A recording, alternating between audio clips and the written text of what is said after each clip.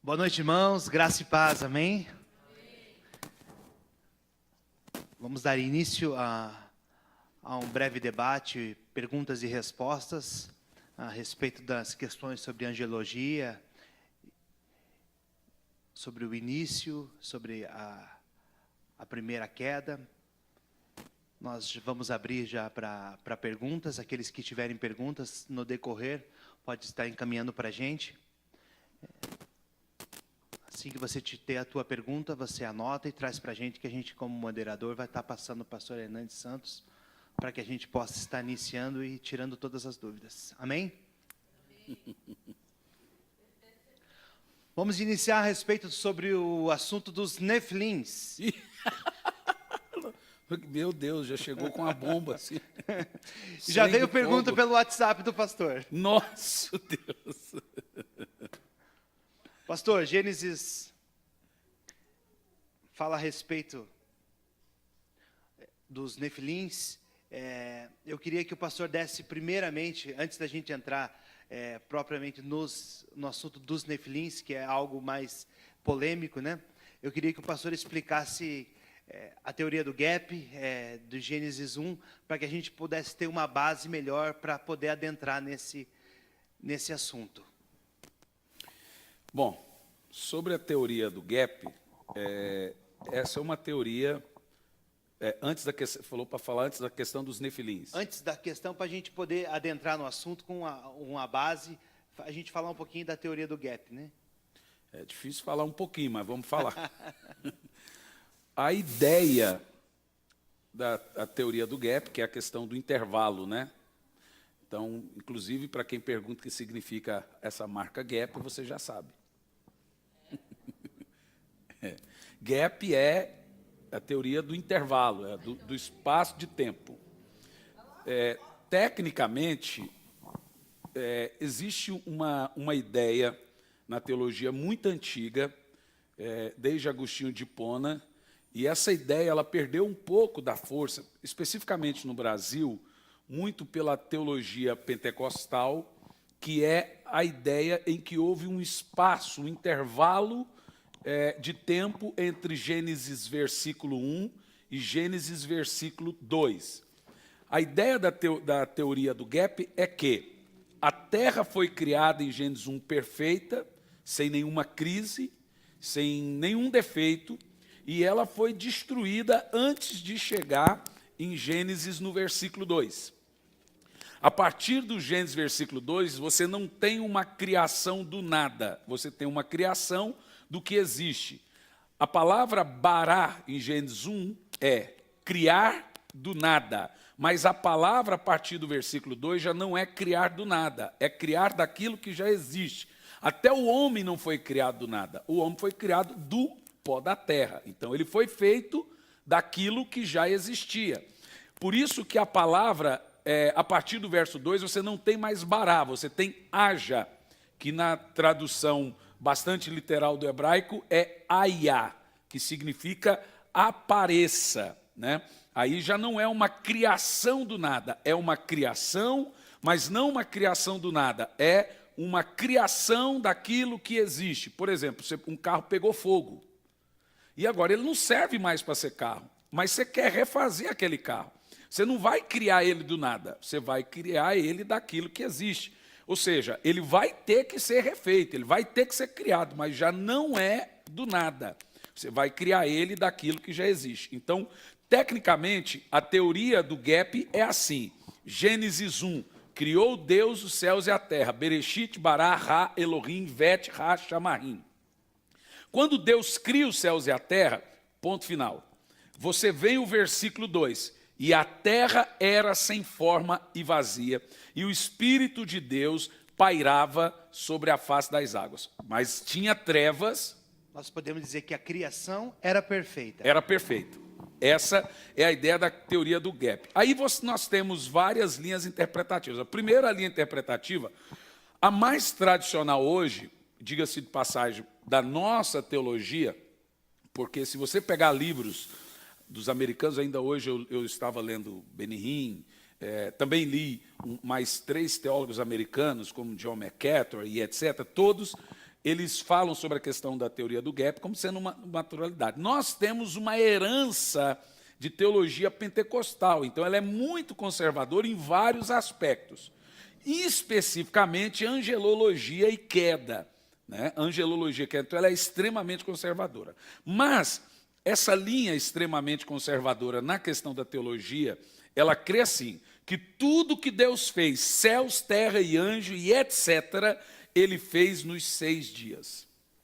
Inclusive os céus e a terra ele fez nos 6 dias. Aí essa teoria, essa teologia, ela realmente é muito comum nos nossos dias. É a da mais natural, que não tem a ideia do gap, do intervalo, do verso 1 ao verso 2. Ok. No que eu creio, eu realmente creio nesse intervalo.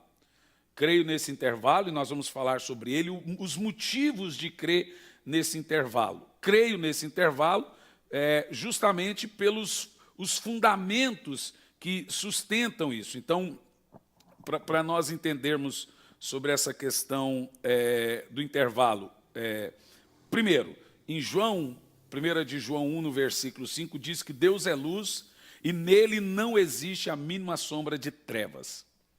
A Bíblia vai dizer que havia trevas sobre a face do abismo. Agora veja, Deus criou uma coisa que se chama abismo. Mas quando você vai estudar a queda de Lúcifer, ele foi lançado no abismo. Se Deus criou tudo nos 6 dias, para onde Lúcifer foi lançado antes disso? Que você pega em Apocalipse que ele, a terça parte, foram lançados à terra.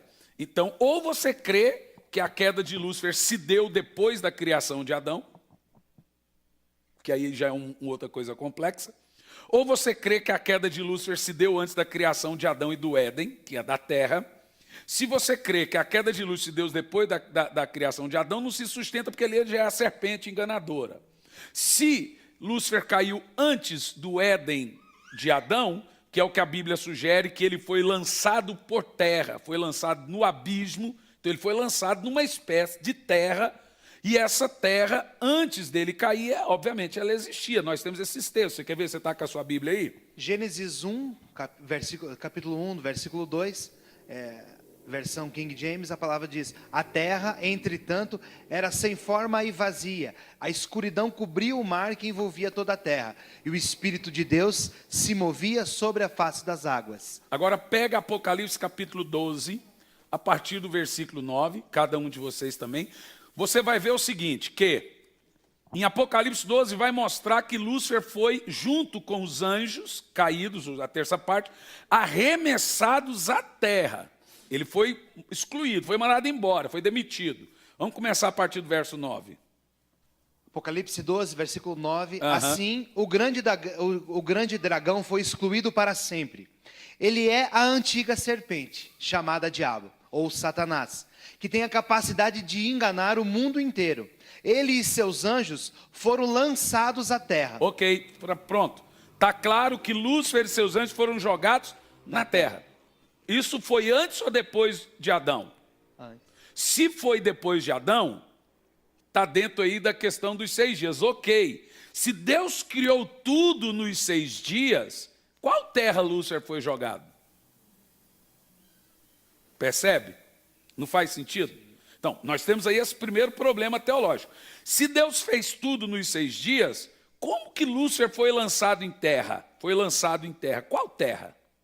Não é verdade? Ok. Segundo, Isaías 14, versículo 12.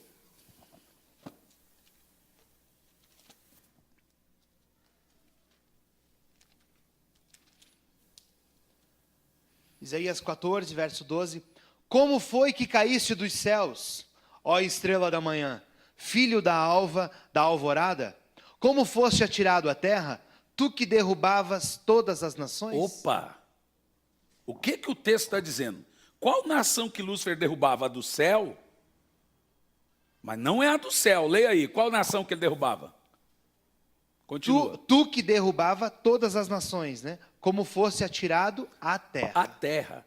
Então você vê, o adventista já crê que não. Ele crê que quando Lúcifer caiu, ele ficou vagando no espaço, porque não existia a terra. Aí depois que Deus fez a terra, ele veio para a terra. Mas não é isso que a Bíblia está dizendo. A Bíblia está dizendo que ele foi lançado à terra. Jesus diz, Satanás veio à terra e está irritado porque lhe resta pouco tempo. É isso que nós temos. O que nós temos aqui? O que nós temos na realidade é o seguinte, Lúcifer caiu e foi lançado à terra. Ali Deus inaugurou um lugar chamado abismo. O texto vai dizer, continua lendo o texto aí. Afinal, tu costumavas declarar em teu coração, hei de subir até os céus. Opa, subir é porque ele estava onde? Na terra. Na terra, continua. Erguerei o meu trono acima das estrelas de Deus, e eu me estabelecerei na montanha da Assembleia, no ponto mais elevado de Zafon, o alto do norte, o Monte Santo. Aí que coisa interessante. Alguém vai dizer que esse Monte Santo é no céu. Eu não sei se no céu precisa ter monte. Mas esse monte é o lá de Zafon, norte. Toda vez que você vê a palavra norte na Bíblia, o ponto central é a região onde é Israel, Canaã. É ao norte. O centro da Bíblia é Israel. Tudo que é norte é ao norte daquilo, de Canaã, das terras de Canaã. Então, reinos do norte, reinos disso, vieram do norte de Israel. Então, o texto aí está dizendo que ele está ao norte. O Monte Santo ficava ao norte. Não podemos hipoteticamente falar, mas presume-se que pode ser onde Paulo recebeu a graça, Moisés recebeu a lei, quem sabe, a gente nunca sabe. Mas é fato que Lúcifer estava aqui na terra. E ele diz, subirei ao céu. E aí isso se sustenta também por Ezequiel 28, a partir do versículo 11. Ele estava aqui numa espécie de perfeição, isso em Gênesis 1, antes de Gênesis verso 2, temos aqui Gênesis 1. Leia, por favor. Ezequiel 28, a partir do 11. Então veio a mim a palavra de Yahvé ordenando. Não, vamos ler a partir do 18. Ezequiel 28 E 18. Vamos ler a partir do versículo 11, né? 28, versículo 11. Então veio a mim a palavra de Yahvé ordenando. Ó filho do homem, ergue, pois, um grande lamento sobre o rei de Tiro. E disse-lhe, assim declara o Senhor Deus, tu eras o modelo da perfeição. Então, aí temos o seguinte, pastor Cliff. Até aí está falando para o rei de Tiro. E aí temos um modelo de profecia. Ele começa falando para o rei comum, e no meio do caminho dessa profecia ele cita Lúcifer. Ele falou, presta atenção, aconteceu com Lúcifer assim. Aí ele vai dizer aonde estava Lúcifer. Não tem base para você dizer que estava falando para o rei de Tiro. Por quê? O rei de Tiro não morava no Éden. O rei de Tiro não era perfeito em todos os seus caminhos. O rei de Tiro não era santo. O rei de Tiro não era querubim ungido. Quer ver? Vamos continuar o texto. Tu eras o modelo da perfeição, repleto de saber e magnífico em beleza. E tiveste no Éden... Opa, aí eu lhe pergunto, o rei de Tiro estava no Éden? Não. Aí alguns teólogos vão dizer, mas isso é alegoria. Deus está sendo irônico. Quanta ironia para dizer que um rei morava no Éden, né? Continua. Lugar da delícia, jardim de Deus, as mais lindas e perfeitas pedras preciosas adornavam a sua pessoa. Está falando de Lúcifer. Sárdio, topázio, diamante, berilo, ônix, jaspe, carbúnculo, esmeraldas e outras. Seus engastes e ornamentos, guarnições e outras joias eram feitos com ouro puro. Desde o dia que fostes criado. Tudo foi preparado para ti no exato dia em que foste criado. Bom, o que nós temos aí? Literalmente você percebe que Lúcifer habitava num Éden. A discussão é se esse Éden era no céu ou se era na terra. É um Éden. Esse Éden é no céu ou se Éden é na terra? Alguns teólogos vão dizer que esse Éden era no céu mesmo. O texto sugere que esse Éden era um Éden mineral, mas o Éden todo era a terra.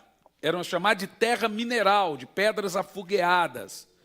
E ali ficava o trono de Deus. Percebe? E nesse trono de Deus, Lúcifer convocava as pessoas para a congregação, ele era o responsável do sacerdócio. Porque o texto realmente sugere que ele se vestia com as pedras sacerdotais. Se você pega essas pedras de Lúcifer e pega as pedras de Arão, são as mesmas, 10 pedras. O que é interessante, que no peitoral de Jesus tinha duas, que não tinha do sumo sacerdote, mas tinha na dele. Essas pedras que tinha em Lúcifer, elas estavam nas vestes do sumo sacerdote. Então, Lúcifer era um sacerdote. Ele era o responsável pelo ato cultual, de convocação cultual no Monte Santo de Deus.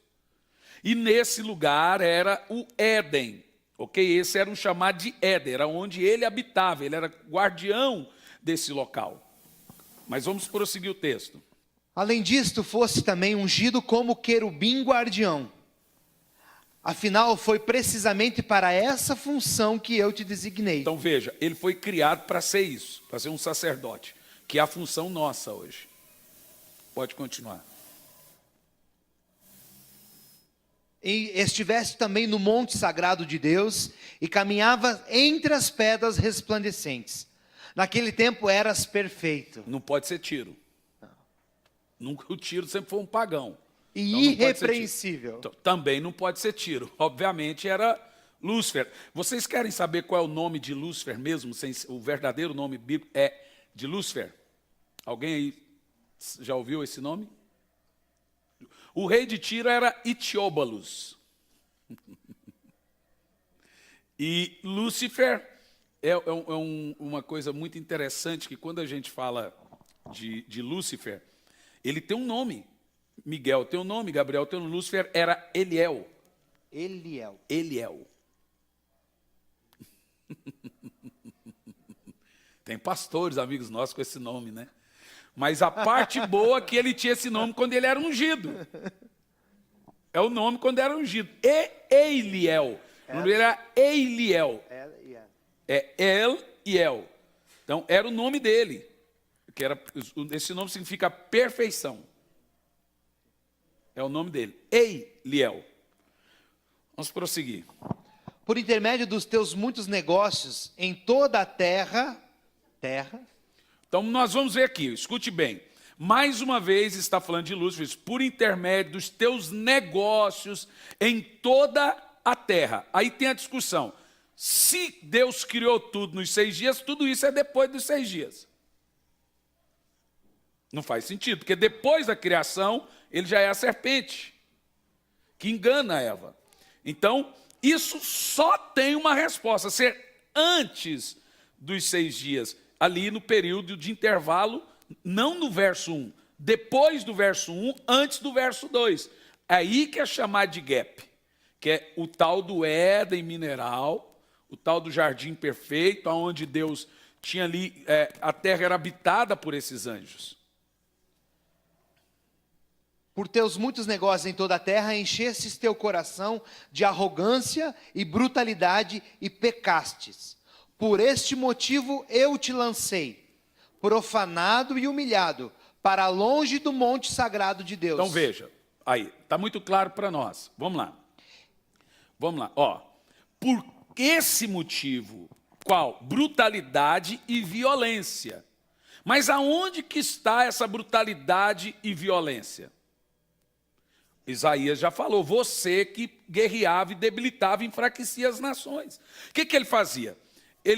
Não sabemos qual era a espécie de comércio que Lúcifer começou a fazer, mas provavelmente alguma coisa concernente ao culto, porque ele era o responsável. Então o comércio de Lúcifer provavelmente foi algo ligado à função dele de sumo sacerdote. Não sei se ele vendia o lugar na cadeira da frente, não sei se ele vendia o óleo de unção, o óleo de serpente, não sei se ele vendia arruda, bênção, não sei o que ele fazia. Ele era o sacerdote, mas o comércio de Lúcifer era algo ligado à sua função sacerdotal. Mas tem algo pior do que o comércio, que ele era violento. Não é o que acabamos de ler aí? Por causa do seu comércio e truculência, violência. Arrogância e brutalidade. Olha aí, está claro isso? Por causa disso, Deus destruiu ele? Não. Continua o texto. E pecastes. Pronto. Mas aí Deus matou ele? Falou, não, vou te explodir. Ainda não. Por este motivo eu te lancei, profanado e humilhado. Ou seja, ele foi mandado embora da igreja. do monte, Ele do foi monte excluído. sagrado de Deus. O que é o seguinte, o que nós vamos entender sobre rebelião é o seguinte: quando houve rebelião, Deus não chamou Lúcifer para um papo. Deus falou, não acabou para você. Entendeu? A rebelião, gente, é uma feitiçaria tão terrível que não se resolve conversando. Não tem como. Porque o rebelde, ele está enfeitiçado com as suas razões. Toda rebelião tem uma causa nobre. Por isso que, inclusive, agora, em toda essa crise que nós tivemos no Brasil, que eu não sou contra a questão dos caminhoneiros, eu sugeri que manifeste, mas sem desobediência civil e rebeldia. Porque quando Deus falou para Faraó, Deus falou, deixai o meu povo. Deus não tinha se pedir permissão, mas Deus falou, diga a Faraó, deixar. Rapaz, Deus podia tirar o povo do jeito que ele comeu, ele esperou que Faraó deixasse. Quem era Faraó? Pior do que o Temer. Pior do que o Hitler. Mas Deus esperou que ele deixasse. Deus foi pressionando ele, talvez até parecido com agora, pressionando até ele libertar o povo, porque Deus não admite desobediência civil. Lúcifer fez desobediência civil. Lúcifer foi rebelde. Então, assim, é ruim? É ruim. Mas nós não podemos desrespeitar a autoridade no sentido. Se o presidente falar, voltem a trabalhar, você tem que voltar a trabalhar. Passou disso, é rebelião. Se o presidente falar, isso é crime, passa a ser crime. Deu o decreto, não importa se está certo ou errado, Deus é nosso juiz. A igreja não se envolve. Aí um rapaz me escreveu, mas Martin Luther King não fez desobediência civil? Eu falei assim, mas onde é que você leu que Martin Luther King foi contra o presidente? Ele foi contra a Ku Klux Klan. Martin Luther King foi contra o movimento que matava negros. E por isso ele morreu. Em nenhum momento eu vi na história desobediência civil de Martin Luther King. Aí um outro irmão falou, não, pastor, mas aí o povo de Roma, os cristãos, fizeram desobediência civil com o cristianismo. Deus falou, se você tiver que morrer, morra como ovelha. Não é morrendo, tacando fogo e matando gente como um cristão. Não, está proibido na Bíblia, então vou para a guerra. Não é bíblico. A Bíblia fala, tu quer servir a Deus? Então sofra, perca a cabeça. Um exemplo clássico nós vimos na história de Paulo, referido agora no filme, né, quando tentaram o libertar fazer uma da desobediência cadeia, civil. ele disse que não, volte, porque não é essa forma que nós iremos se E nós encontramos isso na base bíblica. Hebreus diz que recusavam seu livramento porque contemplavam o galardão. Aquela história de Paulo está escrita em Hebreus. Homens que a terra não era digno, que recusavam ser livres, porque contemplavam o galardão. Porque a liberdade que aqueles cristãos estavam promovendo era na espada. Judas quis fazer desobediência civil à espada. O que Jesus falou? Não, meu reino não é desse mundo. Está ruim, irmão? Está ruim, mas vai piorar ainda, até Jesus voltar. Bom, Lúcifer foi um camarada que se rebelou contra o sistema. Ok? Primeiro Deus manda Lúcifer embora do monte, não destruiu ele. E nesse período, de acordo com a ideia do gap, Lúcifer ficou vagando pela terra, como o próprio texto de Ezequiel e Isaías sugere, provocando uma espécie de rebelião entre anjos. Ok? Uma espécie de rebelião entre anjos. E depois que ele provoca essa espécie de rebelião entre anjos, esses anjos de Lúcifer, que ainda eram anjos, junto com os anjos de Deus, começa a fazer guerra. A Bíblia diz que as nações se embraveceram, os reinos se moveram, Deus levantou a voz e a terra se derreteu. Então Deus chama Lúcifer e os anjos no céu, ok? Aí nós vamos ver isso em Isaías 14. O que Deus faz? Isaías 14, versículo 12. Como foi que caíste dos céus, ó estrela da manhã? Porque aí Deus chama Lúcifer e os anjos. Filho da alva, da alvorada, como foste atirado à terra, tu que derrubava todas as nações? Continua o texto. Afinal, tu costumavas declarar em teu coração, hei de subir até os céus, erguerei o meu trono acima das estrelas de Deus. Eu me estabelecerei na montanha da Assembleia, no ponto mais elevado. Gente, é a igreja, viu? No ponto mais elevado, Safon, o alto do norte e o Monte Santo. Pode continuar o texto, vai dizer onde ele caiu. Subirei mais alto que as mais altas nuvens, tornar-me-ei semelhante ao Altíssimo. Contudo, às profundezas do Seol, da morte, foste precipitado. Ao mais profundo. Lançado foste no profundo do abismo. Pronto, por isso que tinha trevas no abismo. Aí agora nós vamos ligar uma coisa a outra. Veja vocês que agora nós temos uma coisa que liga. Primeiro, quando Deus foi criar céus e terra, havia trevas sobre o abismo. A terra era sem forma vazia, o Espírito de Deus sobre a face das águas e havia trevas sobre o abismo, ok? As trevas que estavam sobre o abismo, é porque Lúcifer foi lançado lá. Ok, e a prova disso, a Bíblia toda retrata lá, Marcos 5, os demônios, não nos mande para o abismo, nos deixe ficar nos porcos. O abismo, o apóstolo Pedro chama de tártaro, é prisão. Deus construiu ali, que aí se tornou o inferno, justamente para habitar Lúcifer, Satanás no caso, e seus anjos, a terça parte dos anjos, ok? E aquilo passou a ser a morada deles. O que é interessante nós entendermos é o seguinte, que nos 6 dias da criação, você vê que a terra está sobre a superfície e embaixo da superfície. Provavelmente Deus fez como no dilúvio, ele abriu as portas, saiu água de baixo e água de cima. Foi isso que aconteceu no dilúvio. A terra no dilúvio não se encheu só por água de cima, se encheu também pelas enchentes de baixo. Que isso também acontece quando tem uma grande chuva, vem água de baixo, água de cima, porque as enchentes transbordam. E o que você vê na criação? Você não vê montanhas, você não vê terra. Por isso que quando Deus vai falar de terra seca, ele diz que apareça a porção seca, porque está lá. Percebe? A porção seca está lá. E o que Deus falou? Que apareça agora a porção seca. Pastor Elisandra vai lá, que eu acho que é alguns irmãos do Rio que vieram, por favor. Essa porção seca, ela estava lá. Deus não criou a terra ali. Ela existia embaixo da água. Ok. Deus criou tudo, ok? Então por que Deus não disse, haja água? Percebe? Por que Deus não disse, haja montanha, haja terra? Não, ele disse, haja separação entre água e terra, porque estava lá. O que Deus vem fazendo nos 6 dias, tem coisa, e muita coisa ele criou nos 6 dias. Mas, por exemplo, ele não criou os animais nos 6 dias. Percebe? A terra foi produzindo. Você pega no texto, e produz a terra. Deus não criou a árvore. Quando apareceu a porção seca e a terra começou a se produzir, ela naturalmente foi sendo restaurada e produzindo. Então, muita coisa Deus criou nos 6 dias e muita coisa a própria terra foi dando o seu fruto. Então, vamos lá. Podemos dizer que a luz trouxe a vida. Mas aí que tem uma outra questão. Por exemplo, em Gênesis 1, Deus diz, haja luz. Mas só no verso 4 aparecem os luminares. É uma boa pergunta. Quem é a luz da vida? Então, mas aí que está. A ciência já comprova que a Terra tem a sua própria luz. Se acabar a energia em tudo na Terra, a Terra tem um brilho natural. Aquela luz é a luz natural da Terra.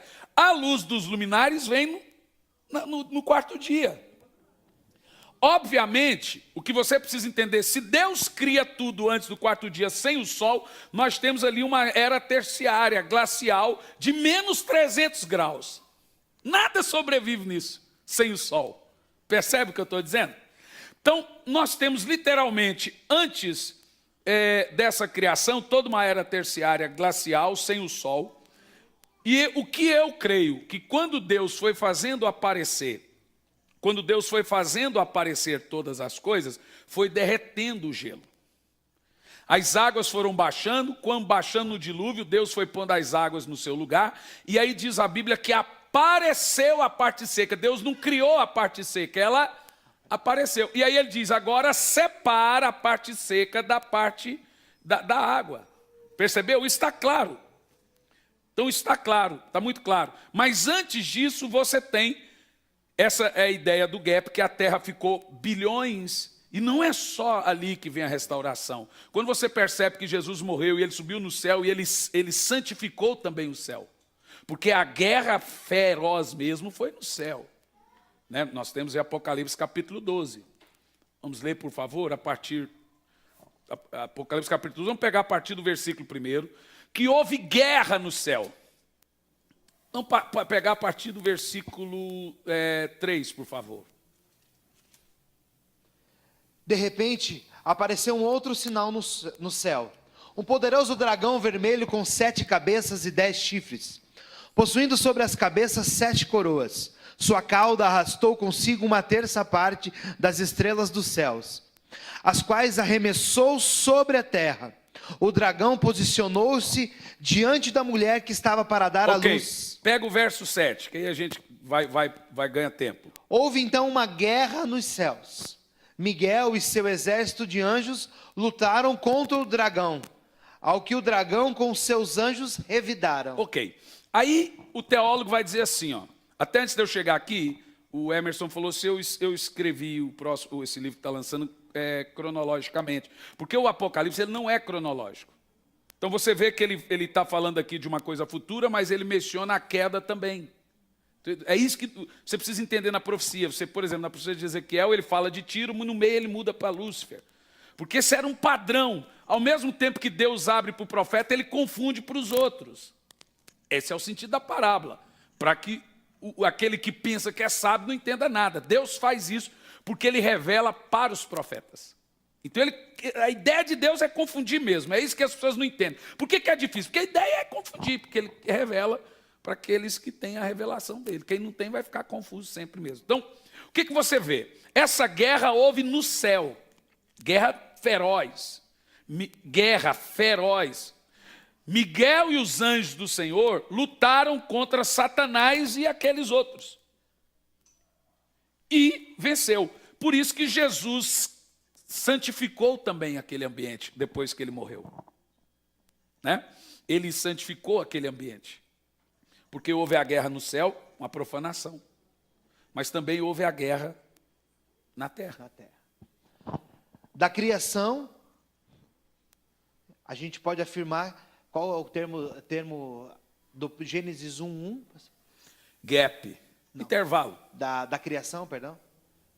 Bará. Bará. Bará significa? Criar do nada. Do nada. Criar do nada. Então, Deus, em Gênesis 1:1, Deus criou o mundo do nada. Amém? Isso. Então, do nada. A matéria-prima de Deus em Gênesis 1, criou Deus os céus e a terra. É nada. Ele falou, cria. Ele não tinha matéria-prima, ele criou do nada. Mas já no verso 2 não é criar do nada, é criar do que já existe. Por isso que você tem textos, eu criei nos 6 dias. Ali não é bará.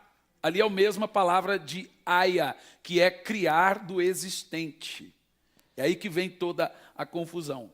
Depois do bará de Gênesis 1, nós temos um período de intervalo. Um intervalo de tempo denominado pela teologia zilhões, bilhões de anos, não sabemos. Onde aconteceram os relatos que nós estamos trazendo agora do livro de Ezequiel, de Apocalipse, Isaías e etc. A queda de Lúcifer. A queda de Lúcifer. E ele foi caído, foi lançado sobre o abismo. Aí você tem Gênesis 1, verso 2, isso é muito importante mencionar, as 2 palavras do original, que é tohu, bohu. Tohu, bohu, vamos ver lá em Gênesis 1.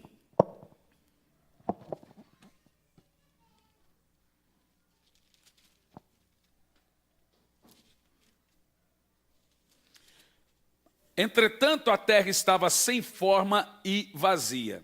Bom, quando nós pegamos o grosso da palavra aqui, realmente, o original da palavra, diz assim, ó, a terra, porém, estava.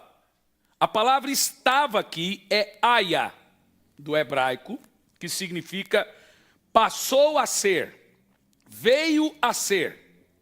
A palavra forma aqui é tohu, que significa devastada. A palavra vazia aqui é bohu. Então nós temos 3 palavras aqui em Gênesis 1, verso 2.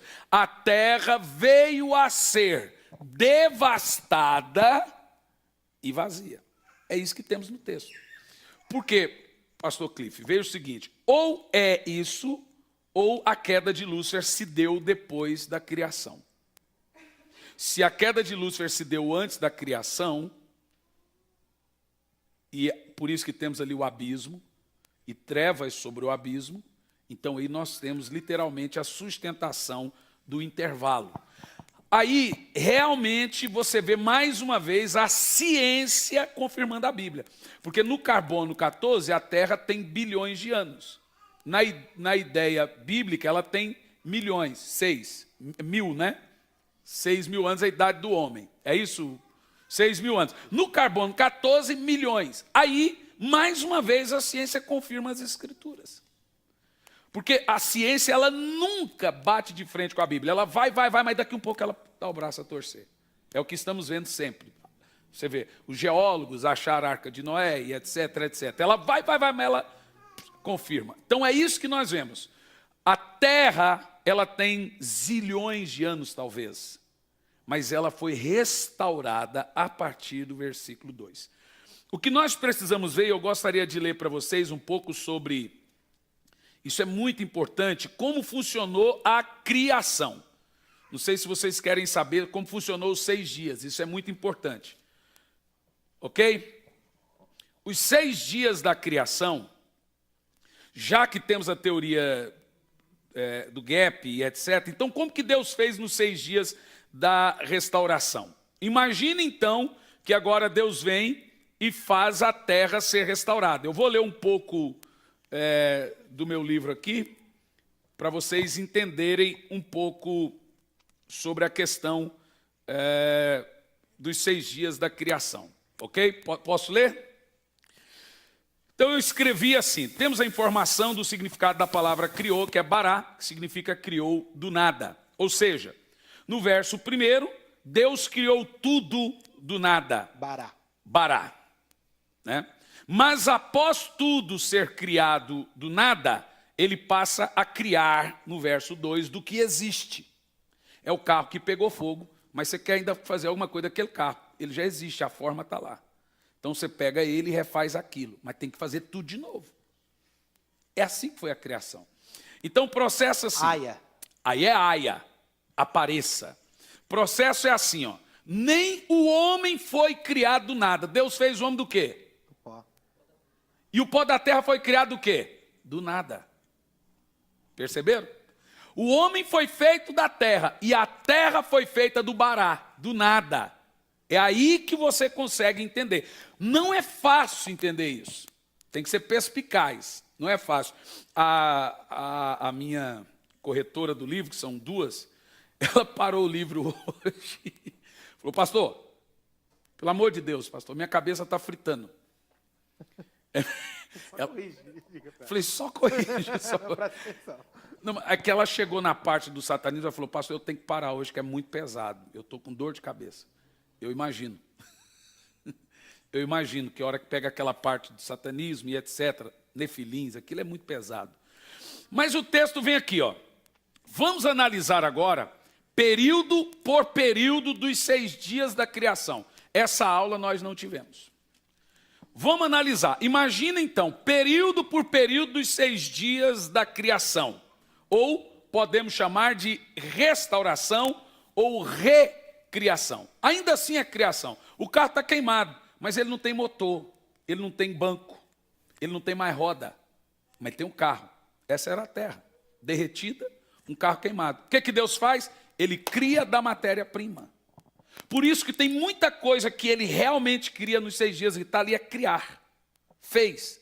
E tem coisa que ele aparece, faz aparecer. Então imagina que o carro é a terra. E está derretido, devastado. Daquele carro, Deus vai restaurando o carro. Vai fazer o banco, vai fazer o pneu, vai pôr o motor, vai pintar e etc. E etc. Ok? Então é impossível, gente, nós sabermos por quanto tempo permaneceu esse tempo. Eu coloquei uma coisa aqui muito importante, que é assim, ó. Após nós entendermos que a terra é restaurada, como nós mostramos a aplicação dos 6 dias? Vamos analisar isso aqui agora, preste bastante atenção. período por período da criação dos 6 dias. Isso é muito importante para a gente entender. Período após período. É notório você entender que o céu, entender que do céu nós vemos claramente a obra de Deus no segundo dia. No primeiro dia, o que é que Deus fez? Leia aí para mim, pastor Cliff. Disse Deus, haja luz e houve luz. Essa luz não é a luz do quarto dia, porque só no quarto dia vem os luminares. Então, que luz é essa? Luz da própria terra. Que luz é essa? É a luz da própria terra, é o brilho natural da própria terra. Viu Deus que a luz era boa e separou a luz das trevas. Então, vamos lá. O que nós entendemos aí? Provavelmente, as ondas do mar indicam as águas em cima do firmamento. É isso que nós vemos aí no texto. E as constelações indicam a inversão da ação anterior de Deus ao selar as estrelas. A treva da terra ter pegado fogo, ela escondeu as estrelas, escondeu o brilho. Quando Deus diz haja luz, você aparece já o brilho natural da terra. As águas do mar estão em cima do firmamento, ou seja, não vemos então a parte seca, mas ela está lá. Em nenhuma parte dos 6 dias você vê Deus fazendo, haja parte seca, criou. Não, ele criou isso no Gênesis 1. Isso que é importante a gente entender. Aí depois que as águas baixam, naturalmente a parte seca aparece e passa a existir o quê? Uma separação entre onde nós estamos pisando aqui agora, terra firme, parte seca, e água. Então, nem a água e nem a terra seca, Deus falou, cria agora, haja agora. Percebe? Você não vê isso. Você vê homem, você vê isso, vê aquilo outro. Mas a água está lá no verso. E a parte seca passa a aparecer e ele faz separação. As outras coisas ele cria. As outras coisas ele recria. Ok? Vamos continuar a ler o texto. Chamou Deus a luz dia e as trevas chamou noite. Houve então a tarde e a manhã, o primeiro dia. Pronto. Agora preste atenção nisso, gente. O que nós entendemos aqui é o seguinte. É muito importante supor que o que nós temos aqui é uma era que eu chamo de era período glacial. Havia no mínimo de 300 a 400 graus abaixo de zero na Terra nesse período. Alguém me perguntou, será que seria a era do gelo? É possível. A era terciária, glaciária? Pode ser. Por que não?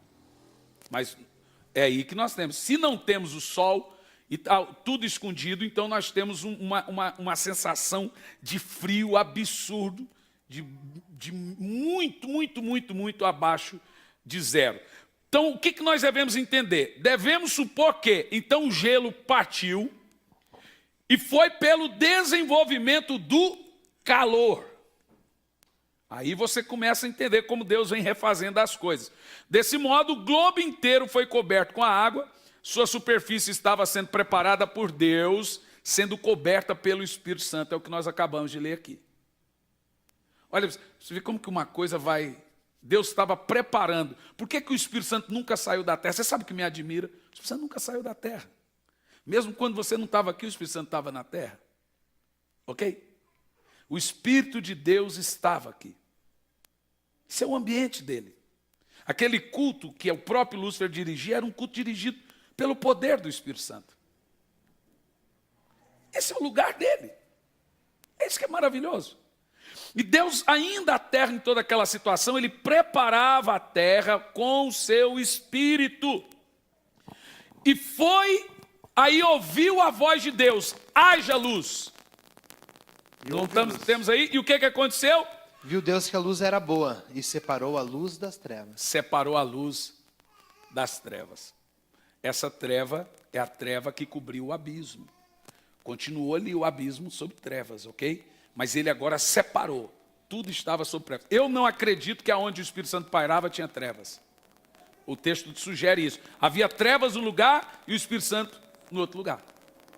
Não é verdade que o texto sugere? Eu acho isso muito interessante. Agora, vamos ver aqui Salmos 104, versos 5 e 9, gente. Presta atenção nisso. As perguntas vão ser boas. Salmo 104, 5 e 9. Pode ir. Qual dele? Salmos, pode ler. Criaste a terra. O dele ali, ó. Pode ligar, pastor Clipe. Pode falar agora. Criaste a terra, assentando-a sobre base firme, para que seja para sempre indestrutível.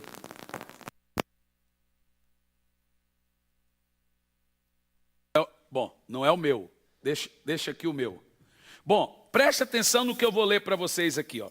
No segundo dia, nós vamos ver a ordem de Deus saindo e as águas começando a se movimentar. Preste atenção.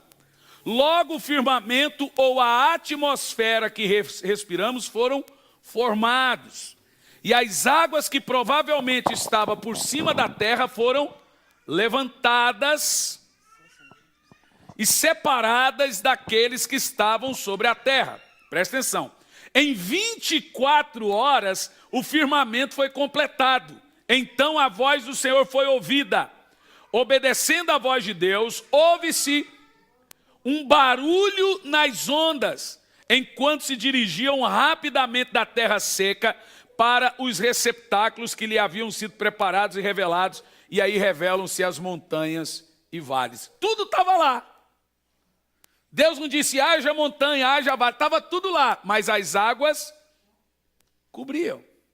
E o que Deus fez? Ele fez as águas se esconderem dos seus receptáculos e passou a aparecer a parte seca. O texto que nós vamos ler agora, em Salmo 104, versos 5 e 9, mostra exatamente como Deus fez aparecer as montanhas e os vales. Vai lá. Criastes a terra, assentando-a sobre base firme, para que seja para sempre indestrutível. Verso 9. Estabeleceste um limite que não podem ultrapassar, nunca mais voltarão a cobrir a terra. Ok? Está claro isso? Você leu do 5 ao 9? Li o 5 e o 9. Então lê do 5 ao 9. 6 agora. O 6. Como se entendesse sobre ela um manto, assim a cobrisse com os oceanos. As águas cobriam as montanhas. Vocês estão vendo? Isso aqui, gente, olha que interessante. Isso aqui é antes do verso 2. Ele criou primeiro a terra, firme. Mas ele estendeu um manto de água sobre a terra e escondeu tudo. Percebeu isso? Continua. Diante da tua repreensão, as muitas águas começaram a refluir. Oh, viu? Puseram-se em fuga ao ribombar dos seus trovões. Subiram pelos montes e escorreram pelos vales, para os lugares que tu mesmo lhe designaste. Olha aí. Gente, a Bíblia é muito clara. E aí, continua lendo aqui. Puseste as divisas para quê? Estabeleceste um limite que não podem ultrapassar. Nunca mais voltarão a cobrir a terra. Aí alguém vai me dizer, a terra é redonda ou é uma pizza? É redonda. É um globo. A terra não é plana. Ah, mas então a água cai. Mas Deus falou que não pode cair, ué. Eu recebo cada pergunta, gente, uma coisa muito interessante isso, né? O que nós precisamos entender é o seguinte, vemos claramente a composição do que nós estamos falando aqui nesse texto. E por quê? Porque nós vemos as montanhas com todas as suas áreas fósseis, vocês estão vendo isso comigo? Sendo mencionadas por debaixo das águas. Vocês estão vendo aqui? As montanhas e todas suas áreas fósseis estão por baixo das águas. E o salmista menciona que, então, essas montanhas, elas passam a aparecer, por quê? Porque Deus faz as águas baixarem, como Ele fez no dilúvio. Isso não vai acontecer mais por causa do arco-íris, eu digo, não vai acontecer mais. Agora vai acontecer com fogo. Espero que não banhe a terra com fogo igual banhou com água. Quer dizer, espero, não estou nem aí, não vou estar aqui. Graças a Deus. Mas entendemos que não vai acontecer mais, que Deus disse que isso não iria acontecer mais. Literalmente, o que nós temos aqui é uma espécie de dilúvio, ok? É uma espécie de dilúvio. Aí temos a questão dos luminares, no verso 11 de Gênesis. Porque a terra aqui, irmãos, presta atenção, ela foi se refazendo naturalmente, escutem isso.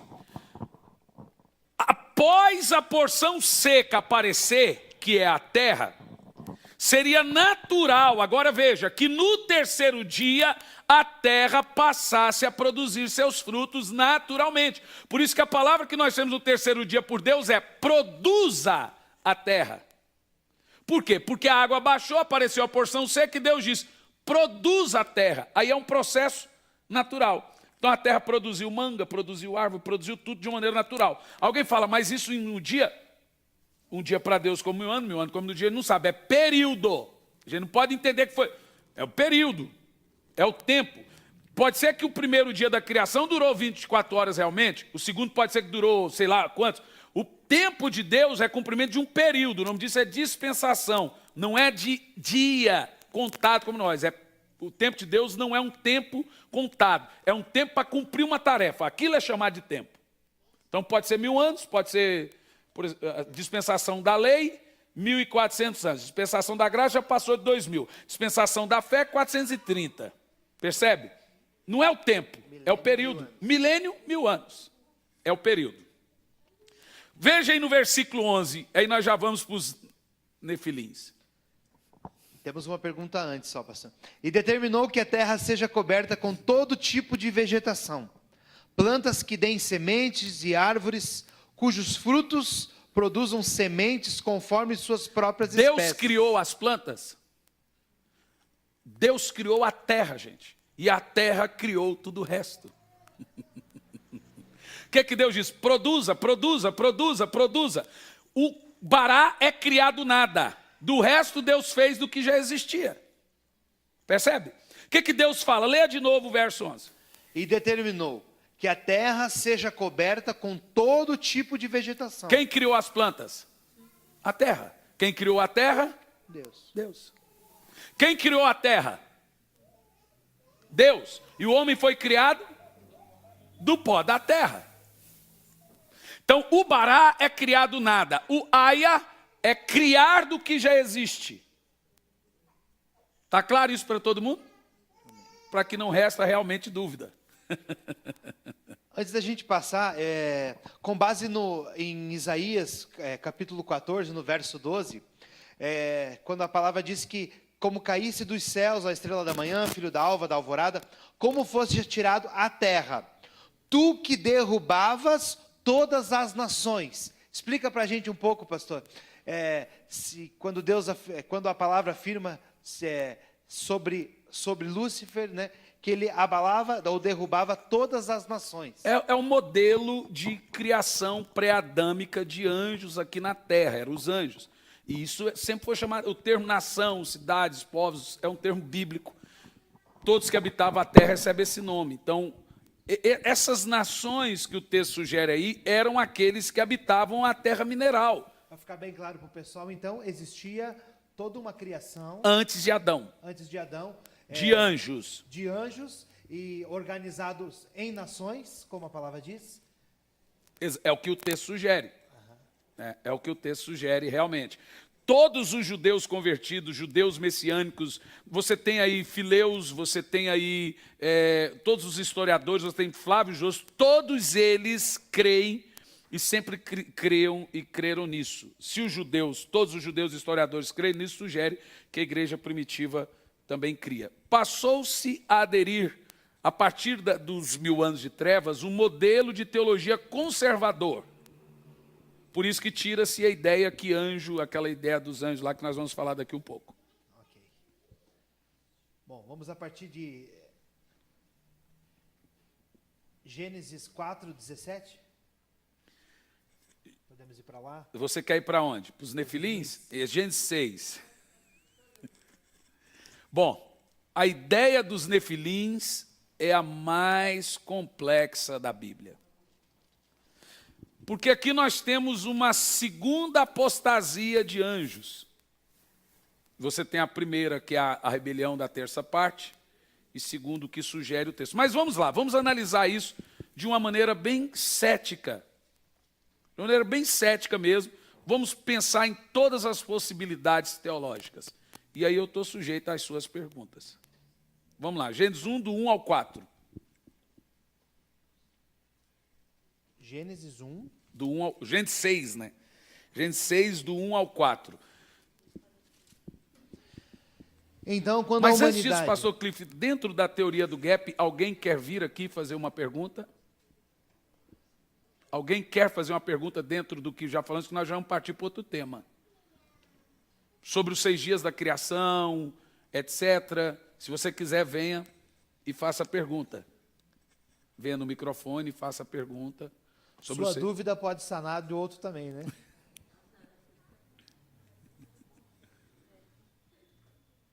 Tudo ok? Vocês querem o circo pegar fogo mesmo na questão dos nefilins. Gente, o que eu recebi de cobrança... Cadê os nefilins? A Silene mesmo tá... Meu Deus, o que a Silene lá do Rio de Janeiro veio para a conferência do Espírito Santo. E os nefilins, pastor? E eu estou muito resiliente. Eu falei, a melhor maneira de falar sobre os nefilins é fazendo um aulão, bem descontraído, respondendo perguntas, que aí é mais fácil. Não assusta tanto. Mas vamos lá, pastor Cliff. Gênesis 6, do 1 ao 4. versículo 1. Então, quando a humanidade começou a se multiplicar sobre a face da terra, e nasceram muitas mulheres, os filhos de Deus viram que as filhas dos homens eram atraentes, e escolheram para si aquelas que lhes agradaram os olhos. Então declarou o Senhor: por causa da malignidade do ser humano mortal, o espírito que lhe dei não permanecerá nele para sempre. Portanto, ele não viverá além dos 120 anos. Ok, bom. O que é a ideia dos nefilins? Primeiro, o termo nefilim é nefal, não é gigante, é caído. Então tem gente que traduziu isso por gigante. Ferreira de Almeida traduziu por gigante. A palavra é caído, nefal, caído, ok? Nefal, caído. A ideia que você tem aí, você tem basicamente 2 linhas interpretativas. Sobre a questão, primeiro que você tem o texto aí, foi um dia que as mulheres eram lindas, maravilhosas, e os filhos de Deus viram essas mulheres, e o termo diz, entraram nelas, fizeram sexo com elas, tomaram para si esposas. A discussão é, esses filhos de Deus são homens ou são anjos? Você tem a linha conservadora que sugere que esses filhos de Deus são descendentes de Sete. Então aí essa linha separa os filhos de Caim de Sete. Os de Caim seriam chamados de filhos dos homens. Os de Sete seriam chamados de filhos de Deus, porque Sete era temente a Deus. Assim como hoje. É claro que aquele que é nascido de Deus é chamado de filho de Deus. Obviamente. A Bíblia também separa o filho de Deus que é nascido de Deus do filho do mundo. Óbvio. Mas a questão não é o termo filho de Deus. A questão é que a mistura de filho de Deus com filhos dos homens gerou hibridade, deu alteração genética. Gerou o quê? Homens, o texto sugere, poderosos e enormes. Tem termo que sugere poderoso. Alguns teólogos defendem que esse termo poderoso é poder místico mesmo. Daí surge a ideia medieval dos primórdios que criam que esses eram seres vivos, que eram adorados como deuses e tinham poderes místicos. Daí que surge a crença mitológica grega, babilônica e tantos outros, que eram, o termo diz, homens poderosos naquela época. Então, esses que creem que os filhos de Deus eram os filhos de Sete e os filhos dos homens eram de Caim, sugerem que por causa dessa mistura, Deus mandou o dilúvio. Então está demorando hoje. Então deveria mandar mais do que o dilúvio hoje, né? Porque a mistura hoje é muito maior, né? Mas aí tem a outra linha, que essa já é um pouco... Essa é mais comum do que desde a teoria do gap. Os grandes teólogos realmente não creem nessa ideia de filho de Sete. Isso aí você pode ter certeza. Da teoria do gap já é bem dividido. Já dos nefilins, a maioria não tem dúvida, porque não se sustenta a ideia de que os filhos de Deus aí sejam os filhos de Sete, porque não tem base bíblica. A única base bíblica que se encontra é o termo filho de Deus. Acabou. Acabou. Aí a outra base bíblica diz é que Jesus disse que os anjos não têm sexo, mas Jesus nunca disse isso. Jesus disse que eles não se casam. E qual é a resposta que nós temos? Primeiro vamos saber quem são esses filhos de Deus em Gênesis 6. Temos base bíblica para provar que é anjo. Mas pastor, é pesado dizer isso, irmão, Bíblia é Bíblia aqui lá na China. Se você não aprende, você vai na internet e vai ver que está lá. É um tabu besta que tem na teologia, que a gente trata crente como bebê. Não, ele não pode saber disso, ele não pode ouvir isso. Aí o cara vai na internet e aprende do jeito que ele quer.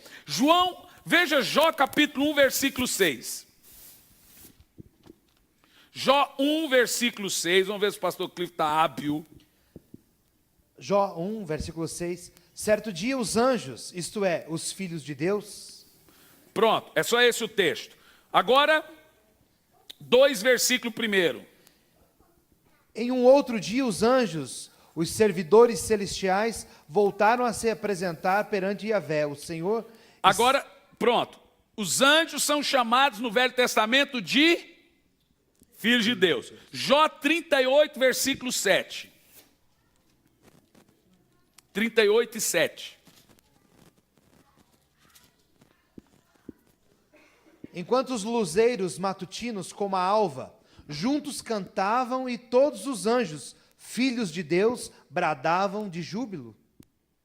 Pronto. Vocês estão vendo isso aí? Agora temos aqui mais um texto para comprovar que todos os textos para filho de Deus, porque no Velho Testamento, gente, ninguém tinha sido regenerado por Jesus. O termo filho de Deus para homens é mais naturalmente reconhecido a partir da nova aliança. Todos os que são nascidos de Deus, esses são os filhos de Deus. E nascido é nascido da água e do Espírito. No Velho Testamento, o termo é usado para os anjos. Aqui temos mais um texto, Daniel 3, versículo 25.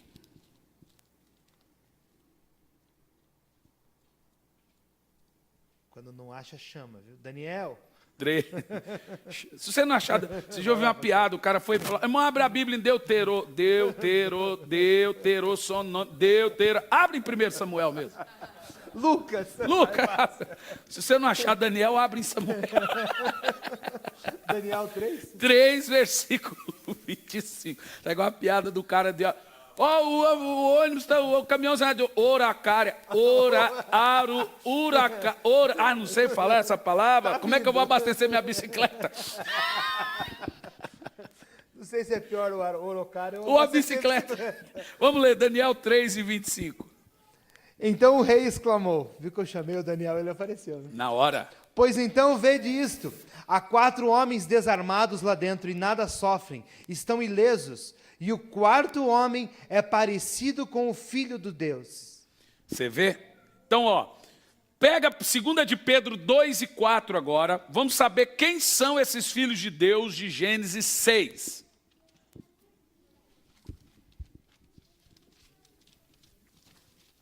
Chama Pedro.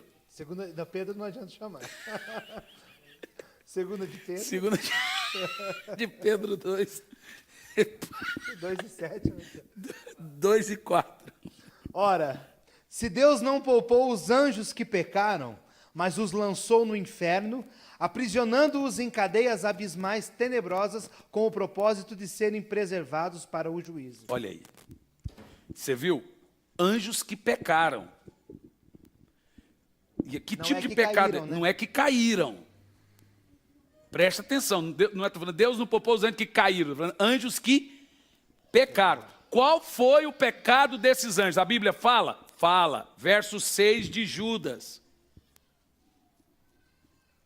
É só você achar Apocalipse e voltar um pouco antes. Judas dá para chamar. Dá para chamar? Então chama Judas. Judas. E quanto aos anjos que não guardaram sua autoridade e santidade originais. Opa, vocês estão vendo comigo isso? Quanto aos anjos que não guardaram o quê? Sua autoridade e santidade original. Então, peraí. Pega o texto de Pedro, os anjos que pecaram, pega o texto dos filhos de Deus de Judas e vê onde que esses anjos estão agora. Aí, vai lá, continua. Quanto aos anjos que não guardaram sua autoridade e santidade original, o que Deus fez? Abandonaram o seu próprio domicílio. Domicílio é corpo, é natural do corpo. Então, esse texto aqui sugere o seguinte: primeiro, os anjos, quando entraram na atmosfera terrena, eles tiveram que assumir uma forma diferente da que eles têm no céu. No céu, Jesus deixa, no céu anjo não casa. Mas quando entraram na atmosfera terrena, eles mudaram a forma, abandonaram a forma natural. Continua. Eles os têm mantido em trevas, presos com correntes eternas para o julgamento. Então, primeiro, antes de ler o outro verso, os anjos de Judas, verso 6, é o mesmo os anjos de 2 de Pedro 2 e 4. Certo, gente? Está certo? Que ele manteve preso porque pecaram. Mas qual é o pecado deles? Judas fala, o irmão de Jesus não tinha tabu. Ele não tinha tabu, porque ele vai falar qual foi o pecado deles. Verso 7. De maneira semelhante a estes. Estes quem? Responda vocês. Semelhante a estes quem? O texto está falando de quem? De anjo. De maneira, então vamos pôr a palavra anjo aí. Então quando você lê, leia a palavra anjo. De maneira semelhante a estes anjos que pecaram. Sodoma e Gomorra e as cidades circunvizinhas entregaram-se à imoralidade e a todo tipo de depravação sexual. Por que o povo não lê isso? Agora, pode. Ela fez assim, ó. Ela fez assim, ó. Olha, preste atenção. Isso aqui é para um bebezinho na fé? Não acredito, não é. Mas isso altera o que na minha fé?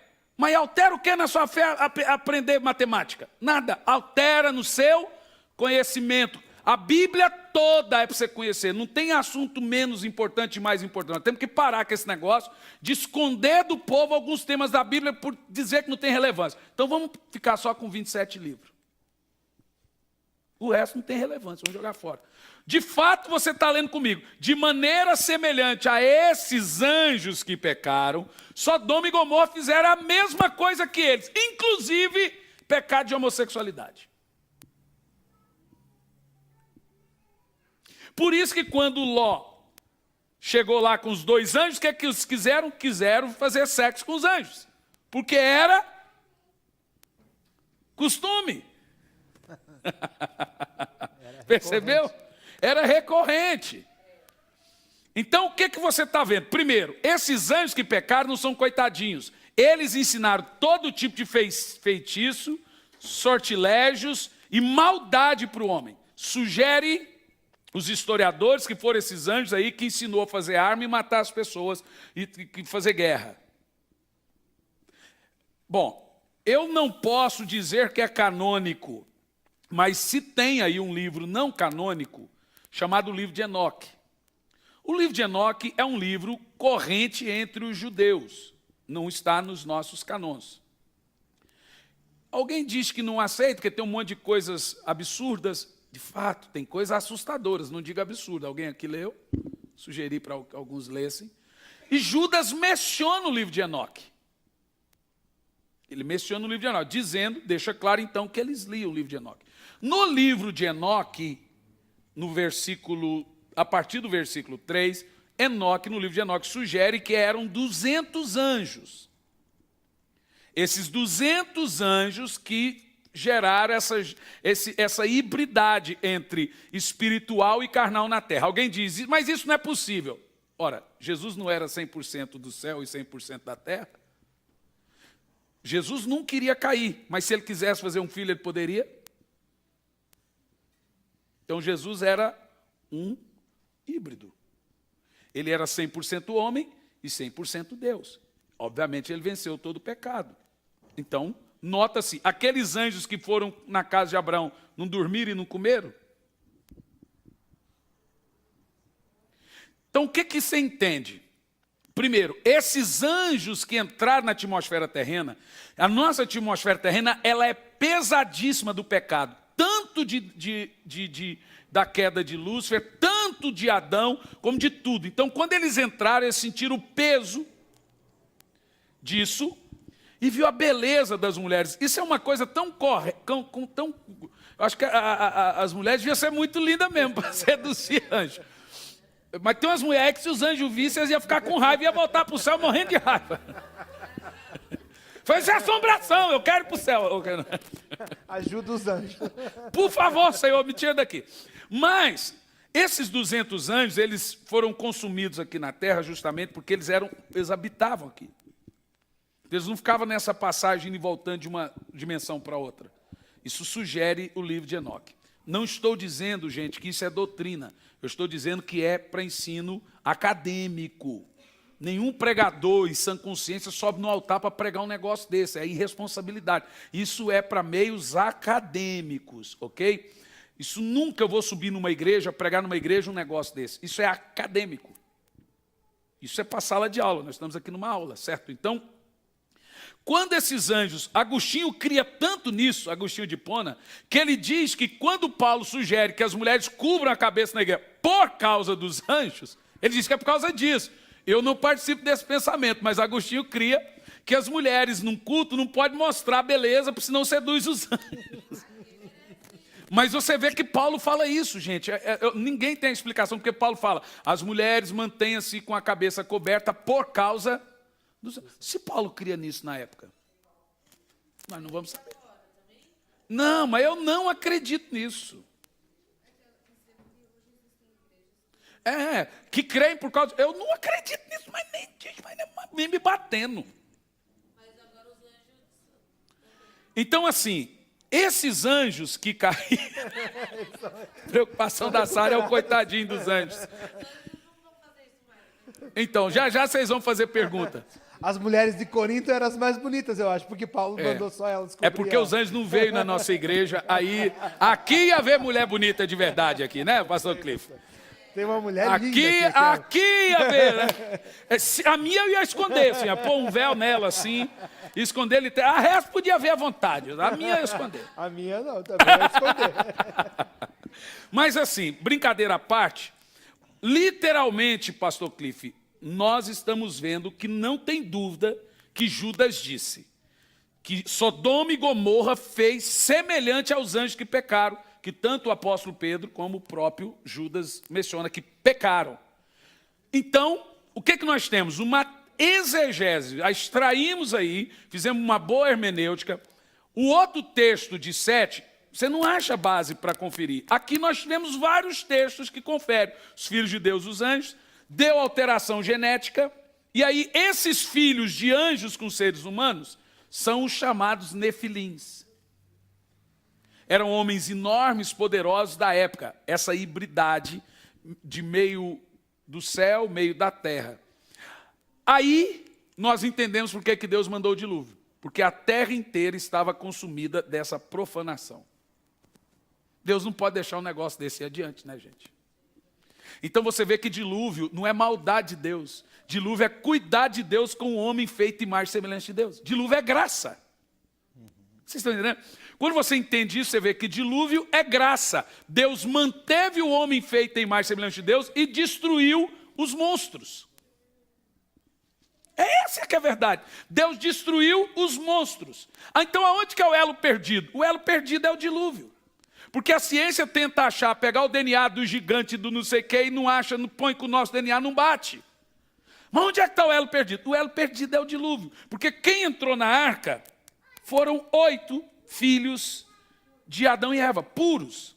Homem feito mais semelhante de Deus. Homem com mulher, né? Vamos falar mais claro. Ser humano com ser humano. Homem com homem. Homem com homem eu já não... Só já vai interpretar. Eu ia falar no sentido genérico da palavra. Mas ser humano com ser humano. Foram esses que entraram na arca. Aí Deus matou toda a hibridade. Sugere que Deus então só tinha 8 seres humanos? Não. Tinha, mas eles estavam corrompidos. As mulheres eram humanas. E tinha muitos outros, mas estavam corrompidos por causa desses anjos. A geração do dilúvio, todos esses anjos e seus filhos perverteram a geração do dilúvio. E ainda assim entrou na arca um pervertido. Aí, o pervertido derrubou o microfone. O pervertido que entrou na arca, não estou dizendo híbrido, estou dizendo corrompido. Esse que entrou na arca era corrompido pela ideologia da época mundana e depravada, daquela perdição depravada dos dias do dilúvio. Esse era Cã. Parente do cão. Do cão, só pode, né, irmão? E aí esse Cã, aí tem a ideia que ele queria estuprar o pai, não acredito que seja. Não acredito que seja. Mas, também, não podemos dizer que não seja, porque se era um costume corriqueiro que vem em Sodoma e Gomorra, etc., a Bíblia diz que ele tentou abusar do pai, ou riu do pai, alguns defendem que ele tentou abusar literalmente. Eu não defendo essa tese, mas tem gente séria que defende, porque era um costume. Aí outros falam assim, mas então por que o pai amaldiçoou o filho só por ter rido? É um outro debate. Cultural, né? Um debate cultural assim absurdo, porque era uma coisa corrente. O que você aprende? Primeiro, a bestialidade, zoofilia, homossexualidade, mudança de natureza sexual é depravação total pré-diluviana. E hoje nós já vemos isso. Por isso que Jesus diz que iria acontecer de novo, como foi nos dias de Noé. A nossa próxima pergunta, acredito que ela já fica insustentada, né? Como os teólogos que afirmam que os filhos dos homens, os filhos de Deus são filhos da genealogia de Sete, né? Definem os nefilins, né? Porque eles definem se o a desvio origem dos é filhos homem de e Deus. homem, não teria como gerar os híbridos. ser híbridos, né? Eles não usam a palavra nefilim, eles usam a palavra gigante. O único termo que eles usam realmente é o termo filho de Deus. Mas acabou por aí. Esse termo passou a ser usado nos 1000 anos de trevas, que tudo, a Bíblia não podia ser lida.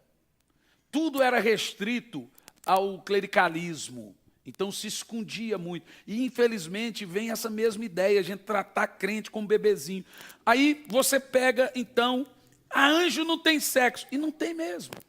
Lá no céu nós vamos ser como, mas lá no céu, quando eles entraram na terra, gente, fica evidente, quando eles entraram na terra, eles tiveram, deixa eu ler para vocês uma coisa. Um historiador por nome De Civic, esse historiador aí tem 1600 anos. Olha o que ele escreveu, para vocês entenderem. Um historiador judeu, isso aqui é uma coisa corrente comum. Contudo, esses anjos apareceram aos homens em corpos de tal natureza que não puderam ser vistos, nem sequer tocados. A mesma escritura, mais verdadeira, declara: além do mais, há um rumor geral de que esses anjos deitaram com as mulheres e fizeram sexo com elas. Eles então assumiram formas terrenas de todos os requisitos naturais dos homens. Por isso que o termo sugere que eles abandonaram a sua posição original. Se anjo não faz sexo, anjo também não come, não sente fome. Mas lá na casa de Abraão eles comeram e dormiram. Não é verdade? Então, sugere que eles assumiram uma posição. Aí nós temos aqui Filo Judaeus, que é um outro historiador falando sobre o tema, ele diz assim, Flávio Jósefo, que é o mais famoso, e também Filo. Olha o que ele diz, Flávio Jósefo. De fato, essa concepção era a única aceita entre os judeus versados dos séculos primitivos da era cristã. Ninguém cria outra coisa. Com relação à Septuaginta, todos os manuscritos traduzem a expressão hebraica filhos de Deus como sendo anjos. Isso veio mudando depois. Mas isso aqui era uma concepção muito original da época da questão dos nefilins. Ok? Pode fazer as perguntas? A gente tem uma pergunta. Vem aqui no microfone. Só não pode fazer pergunta confusa. Vem no microfone. Agora é a hora da pergunta ser bem esclarecida. Fala seu nome. Oi, YouTube. O microfone está ligado aqui, tem que ligar o microfone. Fala, sua pergunta.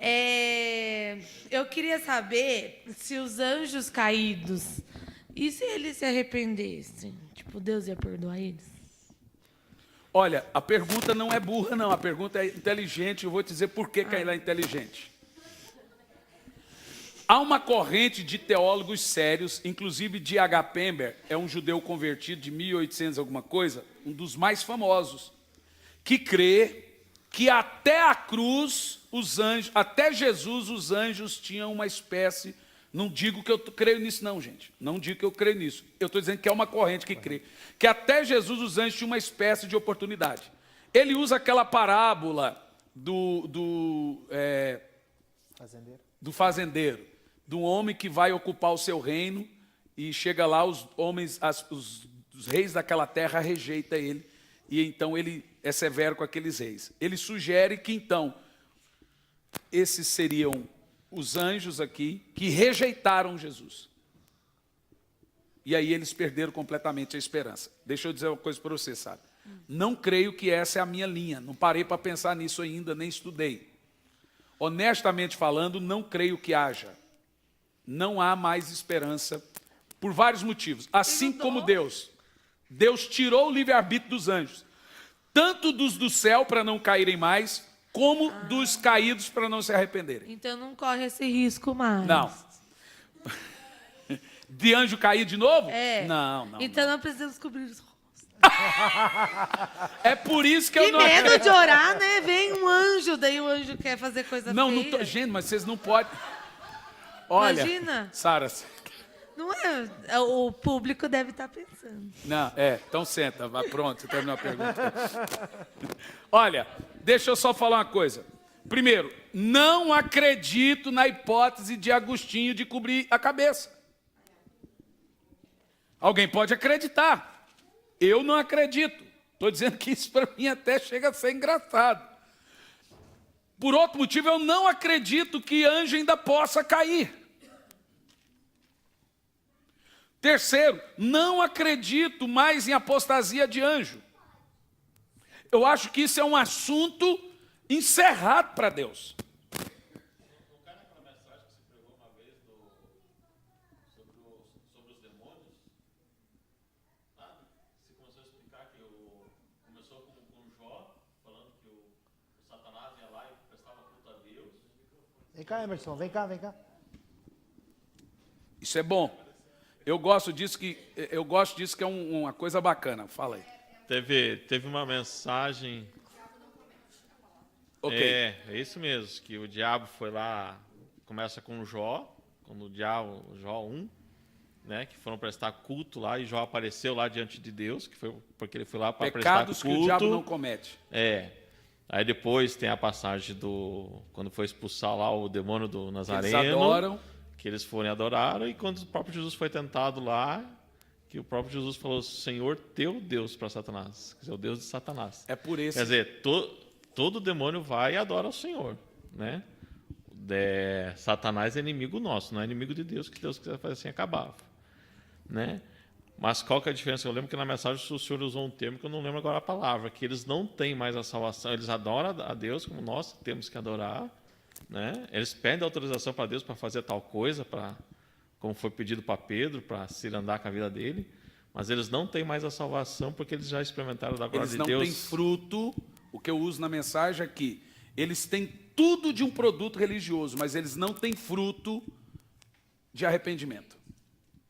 O fruto do arrependimento é uma obra do Espírito Santo mais difícil de adquirir. Quando você pega o texto de Hebreus, aqueles que caíram e não se arrependeram. Por isso que Paulo, na oração deles, eu oro para que quando eu for ter convosco, eu chore para que você se arrependa. Eu não acredito que seja possível essa questão dos anjos caídos, primeiro, porque ele esgotou a graça. Ele esgotou e Deus vai se esgotar. Então, por exemplo, quando a porta da graça fechar, vai ter chance de quem voltar? Não vai. Então, eu acredito que é nesse sentido dos anjos. Quando Jesus voltar, quem subiu, está lá, acabou tudo, o cara está no inferno. Se você pensar nesse sentido, aí é uma espécie de universalismo. Então, eu não acredito. Eu acredito que o julgamento dos anjos está resolvido. Ok? Essa questão. Já tiveram a oportunidade. Já tem o sim de Deus. Assim como vai ter o dos homens e também vai ter o sim de Deus sem volta. A porta da graça para nós está aberta, para os anjos foi fechada. Por favor, Ricardo. Vai lá, faça a sua pergunta. O pastor mencionou em algumas situações que Golias e alguns grandes homens da antiguidade faziam parte dessa geração de nefilins. Que sentido que pode achar na Bíblia, ou de que maneira que a gente pode encontrar eles ter passado pelo dilúvio? Boa pergunta. Sim. Na realidade, o termo é Anaquins, porque quando você chega em Números, você encontra os filhos de Anak. Quando chega em Canaã, os espias dizem que nós éramos para eles como gafanhotos, de tão grandes que eles eram. Aí é uma linha interpretativa que sugere que os filhos de Anak eram ainda um pouco descendentes desses nefilins. Veja, nós estamos falando de gente híbrida. Como eles sobreviveram, é possível. Os caras eram poderosos para passar por um dilúvio. Mas Deus acaba com isso, porque você vê que o povo de Israel passa a vida matando todos eles. Aí tem a linha teológica que sugere que Deus levanta Israel justamente para acabar com isso. Você vê que realmente tem uma coisa muito endemoniada naquele período, um período assim, nebuloso, né? Uma coisa inexplicável. Eu não estou dizendo que eu creio nisso, eu estou dizendo que essas linhas teológicas acreditam nisso. Se Golias era descendente de Anak, isso aí a gente acredita. Os gigantes descendentes de Anak eram enormes. Golias tinha mais de 3,35 m, que ainda era baixinho. Mas os descendentes de Anak tinham mais de 5 metros. Se eram descendentes de nefilins, eu não tenho como provar, mas que a chance é grande, é. Faz sentido. Né? Faz sentido.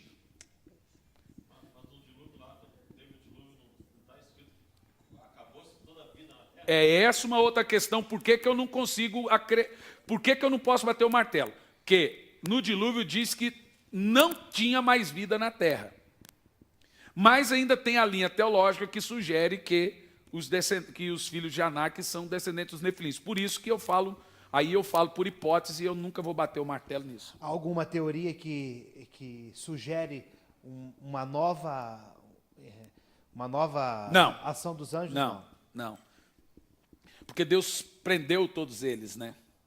Sim. E eles foram presos e estão presos até hoje, com correntes, esperando isso. É esses anjos que nós vamos julgar. Os anjos de Lúcifer já foram julgados. Foram julgados lá no céu e caídos. Os que nós vamos julgar, gente, não é os anjos junto com Lúcifer. É esses anjos. Aqueles lá acabou, não tem esperança para eles. Esses anjos, nós vamos julgar eles. A igreja vai julgar.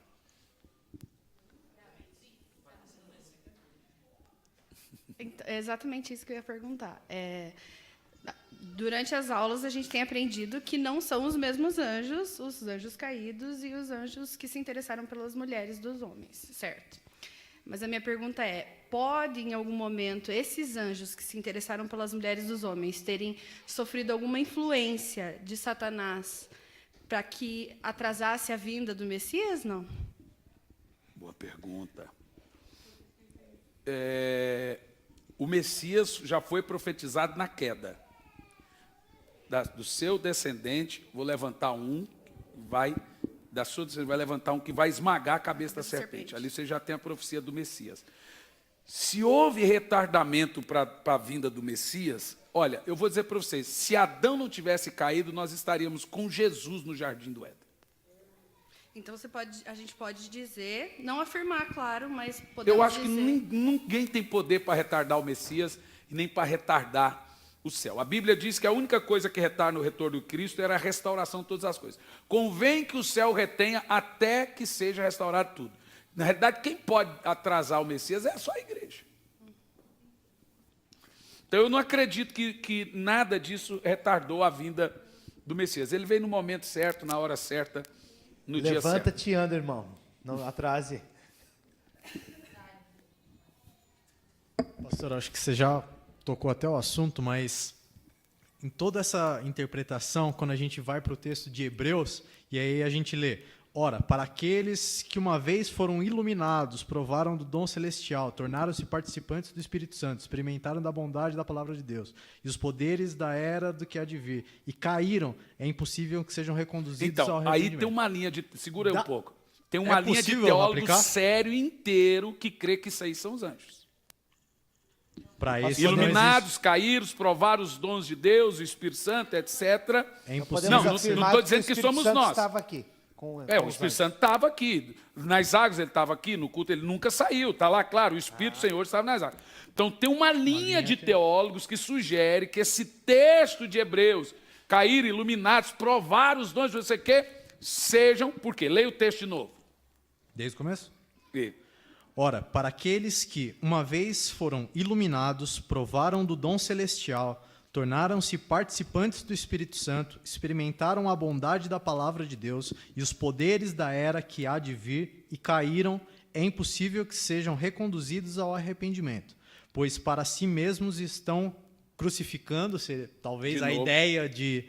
né, estão crucificando de novo o Filho de Deus, sujeitando-o à desonra pública. Então, assim, ó, tem teólogos que creem que isso serve para anjos. É o que eu estava explicando. Eu não creio que serve para anjos, mas pode ser usado. Eu creio que serve para gente desviada, porque o texto diz, crucificando novamente o Filho de Deus. Eu creio que é o cara que se torna como um anjo caído. Esse texto pode apostasia sim mesmo. ser aplicado para anjos. É uma apostasia. Então, o pior pecado de um crente é cometer o pecado de anjo caído, irmão. É o pecado da incredulidade, desobediência, rebelião, feitiçaria. Né?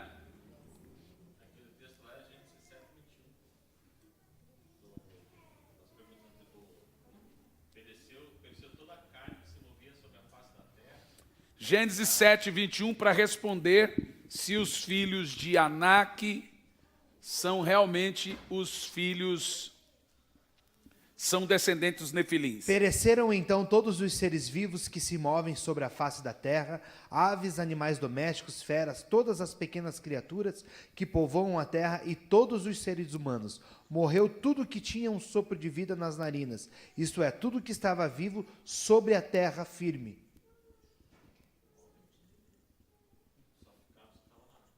Só ficaram que estavam na arca. Bom, por isso que vocês têm que ter a maturidade de entender que o que é de classe sempre mostra uma coisa e outra. Por isso que isso aí eu não posso bater o martelo que os filhos de Anak eram descendentes de nefilins, que o texto de Gênesis 7 aí é muito claro. Da mesma forma, surge a pergunta, com quem Caim se casou? Ele casou com a sobrinha, com a irmã, com o primo. Quem foi que matou Caim? Lameque. Quem era Lameque?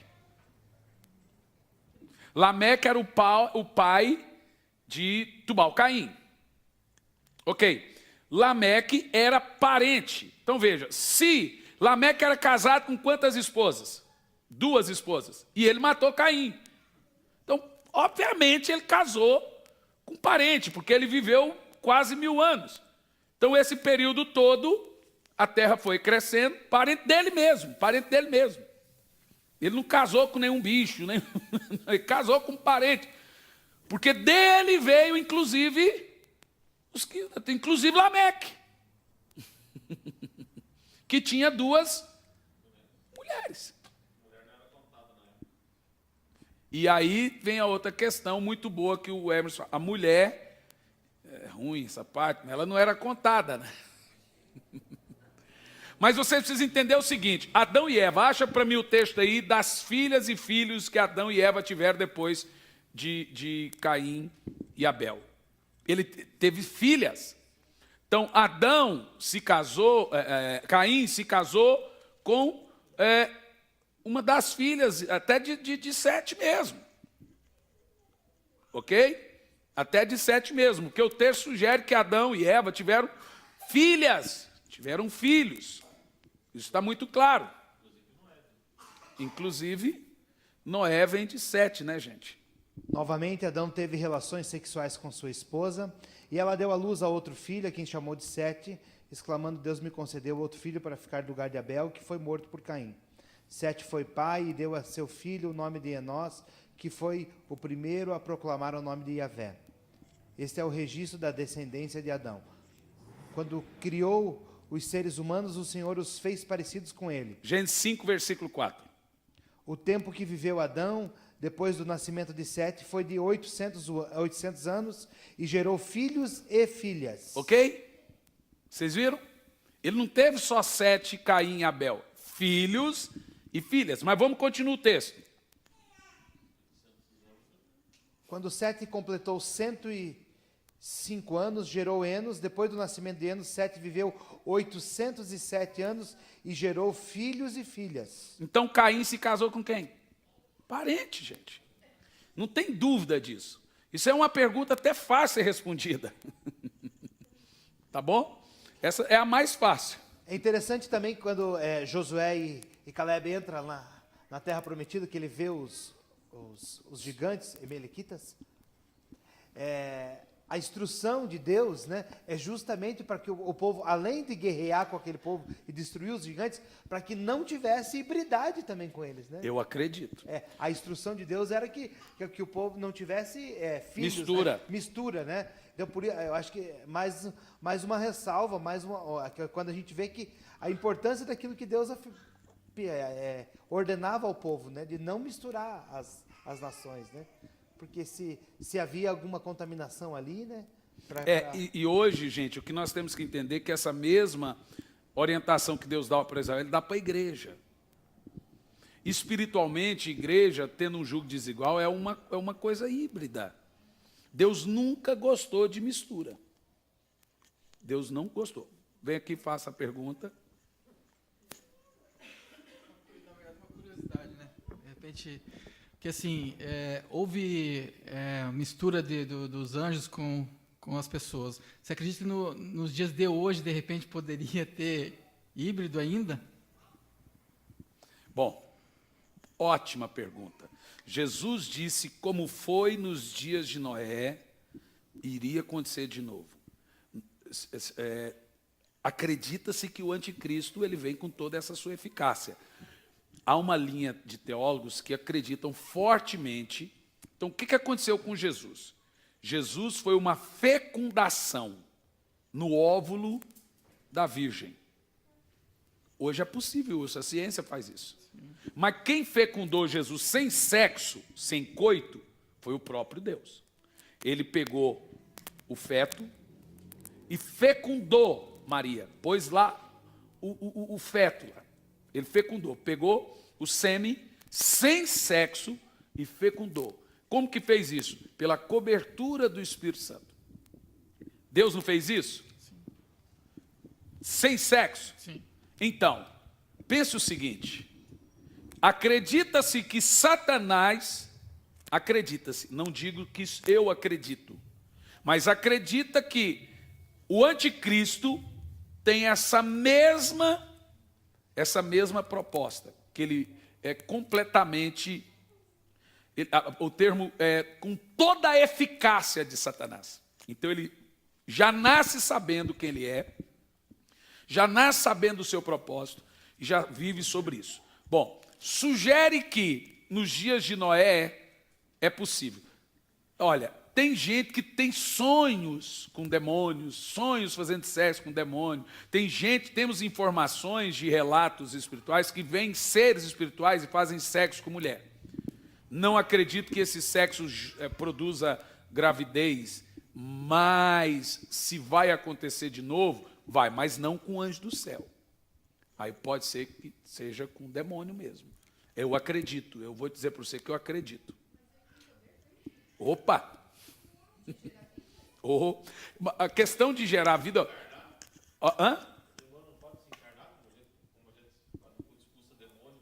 O demônio ele tem... Não, mas o demônio ele tem corpo. Ele não tem corpo carnal, ele tem corpo celeste. Eles têm corpos. Não estou afirmando que eu acredito que o anticristo seja nesse sentido. Eu estou afirmando que nos últimos dias pode ser que volte a repetir. Tem gente aí que sugere que o filho dele é do diabo, você ouve isso constantemente em outros sentidos. Aí tem a outro debate, mas ele não pode fazer isso porque quem dá vida é só Deus. Né? Mas nós estamos vendo aí a ovelhinha Dolly. É Dolly? Foi o clonezinho. Então, eles geraram ou não geraram vida? Produziram ou não produziram um ser humano? Então, mas aí, é aí que está. Existe clone já, gente. A discussão é se o demônio pode tirar essa hibridade espiritual dele para produzir um outro híbrido. Olha, eu não sei se pode acontecer. O que eu posso dizer é o seguinte, que pode acontecer nos últimos dias de ter hibridade espiritual com o natural. Eu não sei se pode, eu só sei dizer que a coisa hoje está tão estranha, a gente vê coisa tão absurda aí. O Vladimir Putin deu uma declaração recentemente que a maioria das pessoas, dos líderes do mundo, são híbridos. Alguém viu essa declaração dele, do presidente da Rússia? Que ele acredita que os governantes do mundo são tudo híbrido. Gente, o que eu estou dizendo para você é o seguinte, eu não digo que eu acredito isso. Estou dizendo que existe uma linha de pensamento que acredita, a outra linha que não acredita. Eu não posso dizer nem que sim, que não, porque eu na realidade não parei para pensar sobre isso e não estudei sobre isso. Então eu prefiro dizer, tem gente que acredita nisso, tem gente que não acredita nisso. Por isso que a pergunta foi muito boa. O que Jesus fala é que, como aconteceu nos dias de Noé, vai repetir de novo. Talvez seja só na parte da depravação, mas também seja na outra parte mais cruel também. Pode, vem aqui dar o seu pensamento, Emerson, depois do Ivan. Continuando esse assunto, acho que o que a gente pode ter uma ideia também é aquilo que a gente falou, acho que na última aula. A gente crê na possessão por demônios. E a gente vê em diversos cultos satânicos ou rituais que tem o ritual do sexo.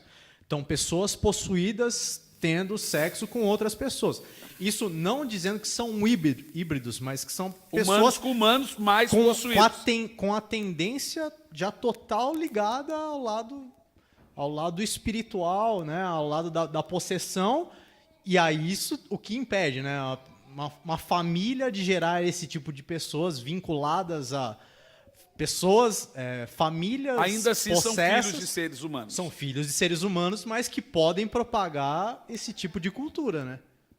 No fim dos tempos. É nesse ponto que eu acredito que seja o anticristo. Acredito que o anticristo... Vem aqui, Emerson. Qual é o seu pensamento?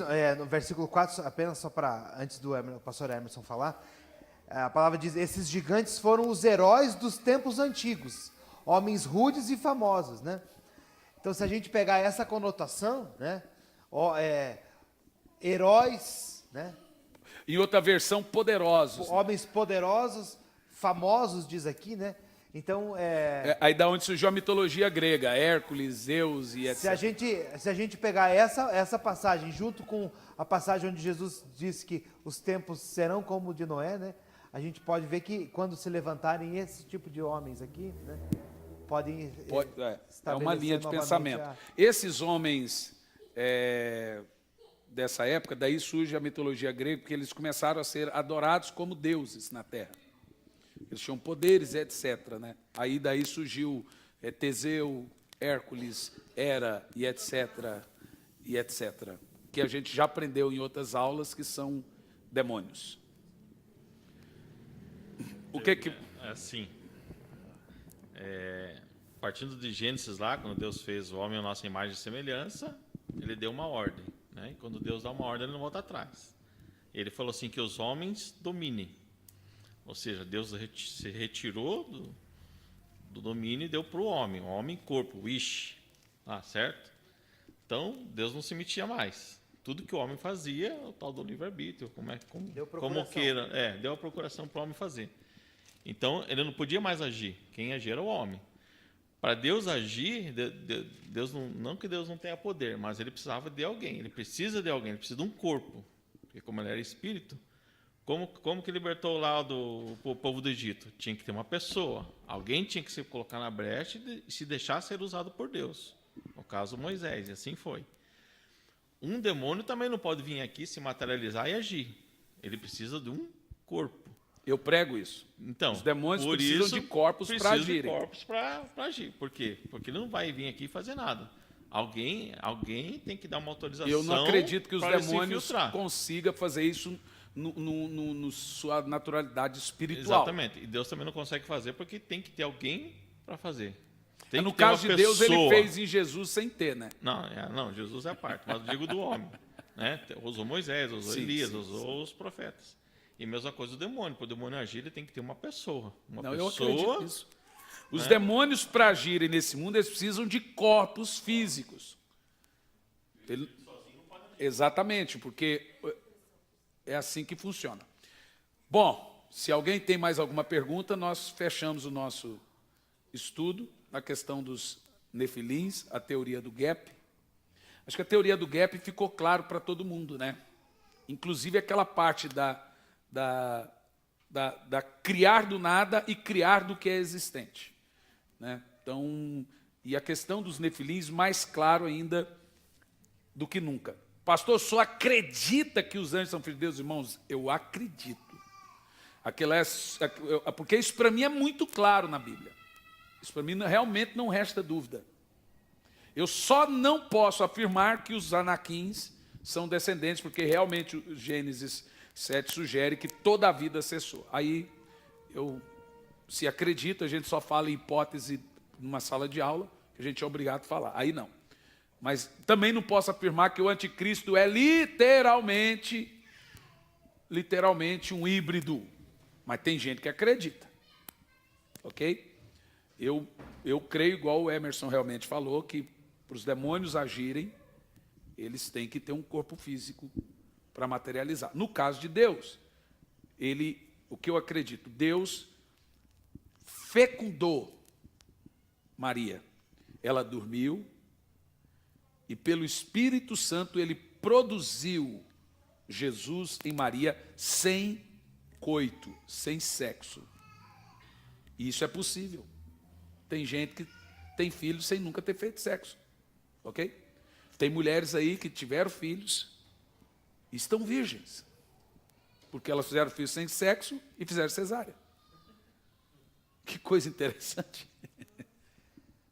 Pastor, última pergunta. Vai lá, pastor. Podemos dizer que os anjos são bará, criados do nada? Podemos. Acredito que o céu, os anjos, tudo foi... Por isso, os anjos não têm a procuração de Deus para se procriarem, como os homens têm. Aí por isso que quando eles entraram, por isso que eles se rebelaram. Muito boa aplicação. Por isso que eles tiveram que abandonar o seu domicílio. E aí, como os autores acreditavam, porque assim, eu não tenho como ensinar como eles se tornaram daquela natureza. A Bíblia não fala. Eles fizeram. Mas como eles conseguiram, não sei. A Bíblia afirma que eles saíram da sua natureza original, mas aí assumiram a nossa. Deixaram a sua autoridade e santidade. Né? Teria eles o poder de mudar de natureza? Por isso que eles caíram, rebelaram. Acredito que eles criaram uma forma e permaneceram nelas. É uma angiofania e permanecer nessa angiofania. A angiofania é criar uma forma e ficar nela temporariamente. Teofania é Deus criou forma e ficou nela temporariamente. Você tem no Velho Testamento. Jesus é uma forma eterna, agora permanente, de Deus conosco. Mas antes tinha forma temporária. Acredito que os anjos criaram uma forma que era temporária e permaneceram nela. Abandonaram o domicílio anterior e permaneceu naquela forma que era temporária. E aí fizeram sexo com as mulheres. O que é mais assustador é fazer filho, né? O pior, os anjos, eu acho que os anjos descobriram a pior coisa que foi. Eles descobriram que depois que casa com uma mulher na terra, tem sogra.